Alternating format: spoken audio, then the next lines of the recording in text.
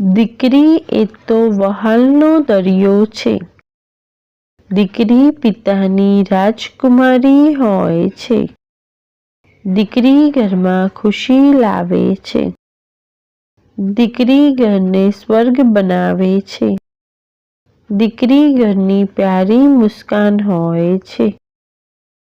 દીકરી માતાની જાન હોય છે. દીકરી ઘરનું ભાગ્ય હોય છે.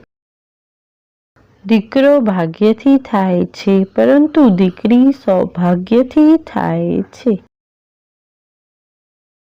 દીકરી ઘરની લક્ષ્મી હોય છે. દીકરી વગરનું ઘર સૂનું લાગે છે.